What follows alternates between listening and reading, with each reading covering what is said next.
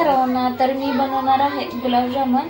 तर त्यासाठी मी दूध गरम करून ते थंड करून घेतलेलं आहे आणि इथे पिठाच्या हिशोबाने दुधाचा मी वापर करणार आहे आणि हे मिक्स करून मी बनवून. आणि इथे मी गुलाबजामुनचे गोळ तयार करून घेतलेले आहे आणि इथे गरम तेल झालेले आणि इथे एका साईडला पाक तयार केलेला.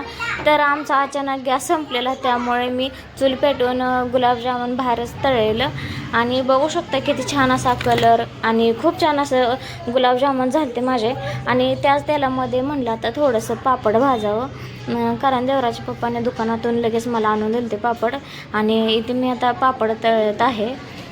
तर चुलीवरती स्वयंपाक बनवायला खूप छान असं भारी वाटत होतं आणि थंडी होती आणि म्हणलं आता चुलीवरच बनवावं, कारण मला पण खूप छान असं वाटतं चुलीवर मी स्वयंपाक बनवलेला त्यामुळे. आणि इथे मला देवराच्या पप्पाने जळण जरा थोडंसं फोडून दिलं तर मग माझा विचार होता आता मस्त असं चुलीवरच स्वयंपाक बनवायचं, कारण चपाती भाजी हे सगळं माझं राईस बनवून झालेलं, फक्त गुलाबजामुन आणि पापड भाजीच राहिलेलं आहे. त्यामुळे मी चूल पेटून असं चुलीवरच बनवलेलं आणि मला आणि देवराच्या पप्पाला खूप छान असं वाटलेलं, कारण आम्ही दोघेही बाहेर बसलेलो स्वयंपाक चुलीसमोर.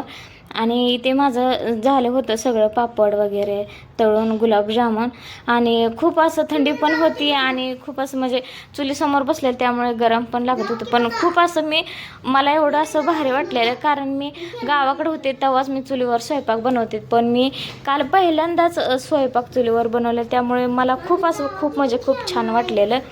आणि इथे आता माझं पापडसुद्धा तळून झालेलं आहे आणि इथे बघू शकताय तुम्ही.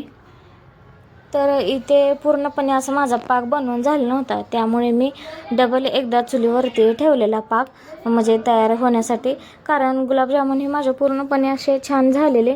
आणि तरी पण मी म्हणजे पाक असा बनवण्यासाठी जरा शिजवून घेतलेला.